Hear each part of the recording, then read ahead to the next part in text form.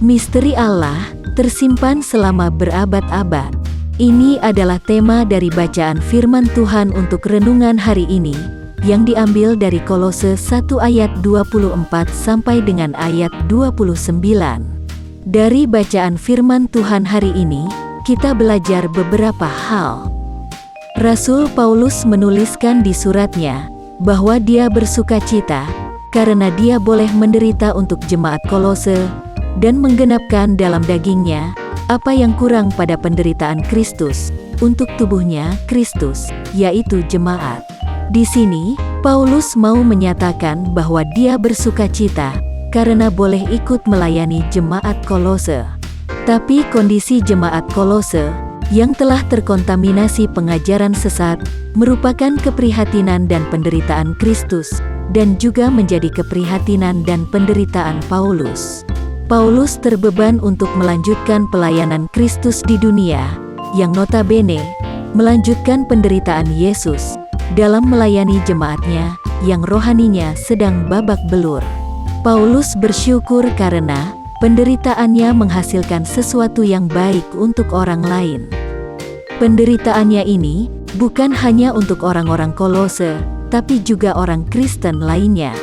Pelayanan Paulus ini bukan untuk menggenapi karya penebusan Kristus, karena karya penebusan Kristus sudah digenapi oleh kematian Kristus. Selanjutnya Paulus menuliskan bahwa dia telah menjadi pelayan jemaat itu sesuai dengan tugas yang dipercayakan Allah kepadanya, untuk meneruskan firman Tuhan dengan selengkapnya kepada jemaat Kolose, yaitu rahasia yang tersembunyi dari abad ke abad dan dari turunan ke turunan, tetapi yang sekarang dinyatakan kepada orang-orang kudusnya di Kolose maupun kepada yang membaca suratnya sampai hari ini. Sebagai pelayan jemaat yang mendapat tugas dari Kristus, Paulus mengungkapkan misteri Allah yang selama ini tersembunyi. Rahasia yang telah tersembunyi dari zaman ke zaman dan dari generasi ke generasi, tetapi sekarang telah diungkapkan kepada orang-orang kudusnya.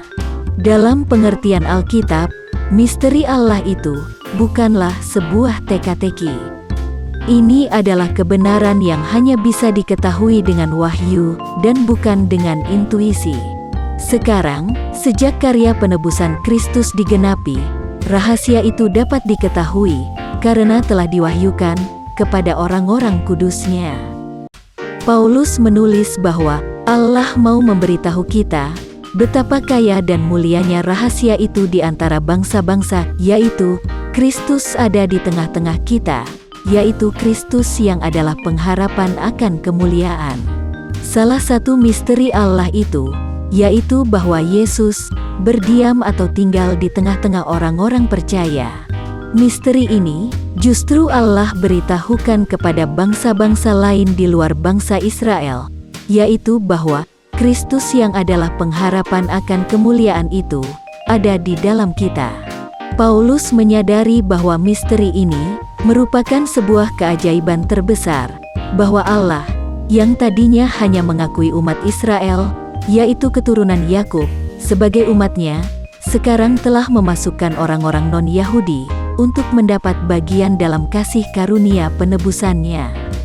Jadi, misteri atau rahasia yang tersembunyi sejak manusia pertama jatuh ke dalam dosa, adalah bahwa Allah telah merancang untuk memberikan orang-orang non-Yahudi hak-hak istimewa yang sama dengan orang-orang Yahudi, dan menjadikan mereka yang bukan umatnya sebagai umatnya.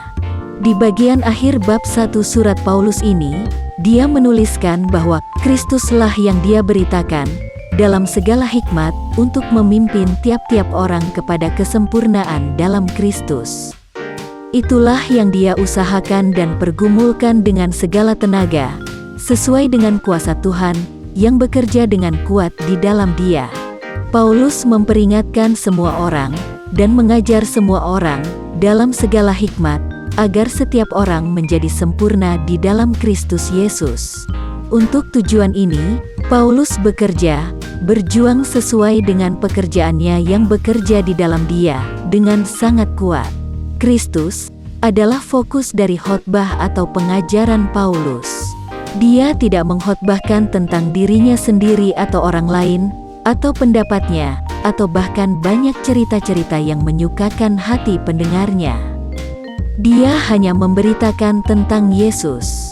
Dia memberitakannya dalam segala hikmat bijaksana, sesuai dengan kuasa Tuhan yang bekerja secara kuat di dalam dirinya. Pekerjaan Paulus diberdayakan oleh kekuatan Tuhan yang luar biasa. Tetapi dengan adanya kekuatan Tuhan dalam hidup Paulus, bukan berarti bahwa Paulus tidak perlu melakukan apa-apa. Justru Paulus mengerjakannya dengan penuh semangat dan sekuat tenaganya. Paulus menginginkan Injil, yang adalah firman kebenaran itu, untuk diberitakan ke seluruh dunia.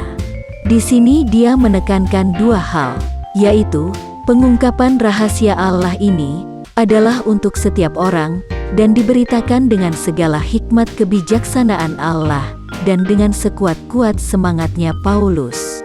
Memberitakan Injil dalam hikmat kebijaksanaan, bukan dimaksudkan hanya untuk mempengaruhi intelek pendengar, tetapi juga untuk membangkitkan kemauan dan mengubah watak atau karakter penerimanya. Inilah prinsip atau dasar dari pendidikan yang alkitabiah. Apa pesan Tuhan bagi kita hari ini?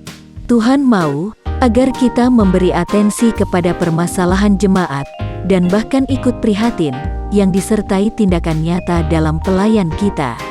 Tuhan mau agar kita mengerjakan karya kerasulan, yaitu menasihati dan mengajar setiap orang, agar kesempurnaan dalam Kristus terrealisasi, yang akan menghasilkan penyempurnaan seluruh gereja. Tugas menasihati dan mengajar ini bukan hanya untuk konsumsi intelektual yang kita layani, tetapi juga perubahan karakter mereka. Karena itu, tugas ini harus kita lakukan dalam hikmat kebijaksanaan Tuhan, dan dengan sepenuh kekuatan kita, berdasarkan kekuatan Allah yang ada dalam diri kita. Tuhan mau agar dalam melayani pekerjaan Tuhan, yaitu pemberitaan Injil, kita mengerjakannya dengan sepenuh hati, bukan dengan setengah hati, atau dengan ragu-ragu. Dan yang kita beritakan, hanyalah tentang Yesus Kristus, yang adalah pengharapan akan kemuliaan kita. Tujuan pelayanan kita, haruslah untuk membawa orang kepada kedewasaan di dalam Kristus, dan bukan untuk bergantung pada dirinya sendiri. Yang harus kita aplikasikan dalam hidup kita adalah sebagai berikut. 1. Kita harus melanjutkan tugas Yesus Kristus di dunia ini, dalam pembangunan tubuh Kristus. 2. Kita harus melayani pekerjaan Tuhan dan jemaatnya, dengan menggunakan mata dan hati Kristus, agar kita memiliki empati yang semakin peka atas permasalahan jemaat. 3. Kita harus memanfaatkan kekuatan Allah yang bekerja di dalam kita, yang mengandung hikmat bijaksana Allah dalam tugas pelayanan kita.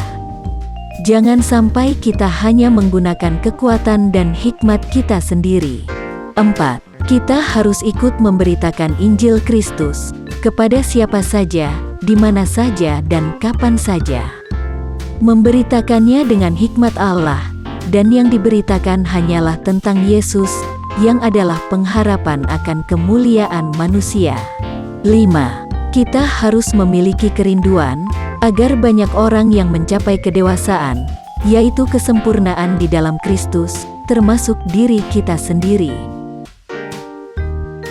Doa hari ini, Tuhan Yesus, tolonglah kami untuk mengerjakan pelayanan yang Tuhan percayakan kepada kami.